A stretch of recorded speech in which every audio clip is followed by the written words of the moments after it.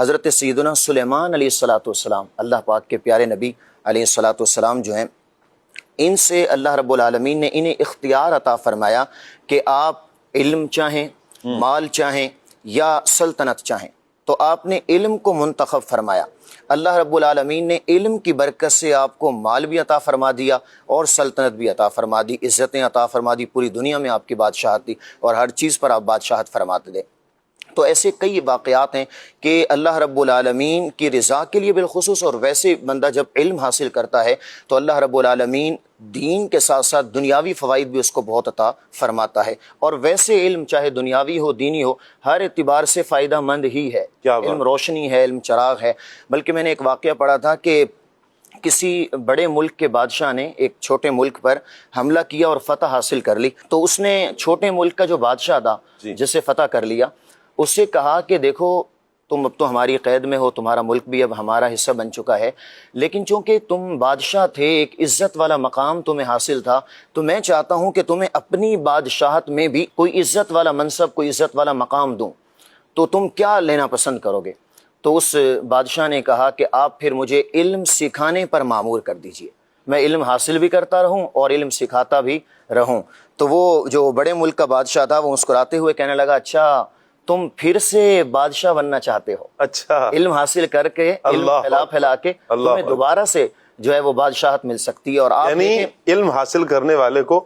بادشاہ، عالم کو بادشاہ کہا گیا، بادشاہ کہا گیا، اور کئی تو بادشاہ عالم کے سامنے جو ہے وہ زانو تلمس کرتے ہیں اور بیٹھتے ہیں سامنے آ کر۔ ہارون رشید جو ہے یہ حضرت سیدنا امام ابو یوسف رحمۃ اللہ علیہ کے پاس آ کر علم حاصل کرتا، اور جس طرح کی اس طرح کے کئی ایسے واقعات ہیں جو حیران کرنے والے ہیں۔ حضرت امام ابو یوسف رحمۃ اللہ تعالی علیہ کی سیرت کو اگر پڑھیں تو ان کا ماضی کیسا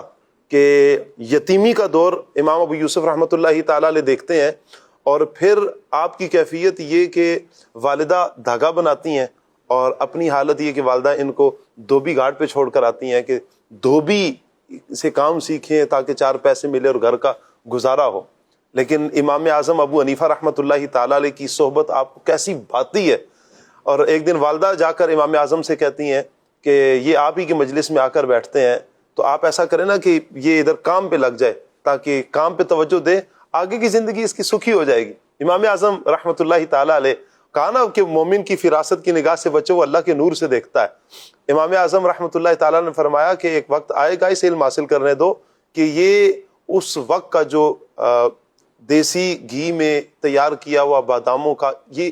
حلوہ اور فالودہ یہ کھائے گا، اس وقت کی فیوریٹ ڈش یہ سب سے یوں کہیں کہ مہنگی اور فیوریٹ ڈش یہ تھی، اور کہا کہ یہ کھائے گا۔ والدہ بھی حیران تھی، یہ کیسے ہو سکے گا، ہم غریب اور یہ یتیمی کا دور دیکھے اور یہ کیسے کھائیں گے، کیسی باتیں کرتے ہیں۔ لیکن پھر وہ وقت بھی آیا کہ جب خلیفہ امام ابو یوسف رحمۃ اللہ تعالی علیہ کے پاس آیا اور اس نے آ کر کہا کہ حضور دسترخوان سجائیں، میں آج کوئی اسپیشل لے کر آیا ہوں۔ یہ وہ ہے کہ جو ہر روز نہیں بنایا جاتا، اس میں محنت بہت لگتی ہے اور ہر روز نہیں بنایا جاتا، کبھی کبھار بنتا ہے۔ کہا کیا ہے؟ اس نے بتایا کہ یہ باداموں کا اور یہ اس کا حلوہ ہے اور فالودہ ہے۔ آپ مسکرائے اور مسکرا کر کہا کہ میرے استاد محترم امام اعظم ابو حنیفہ رحمۃ اللہ تعالی نے جو فرمایا تھا آج وہ سچ ہو گیا ہے۔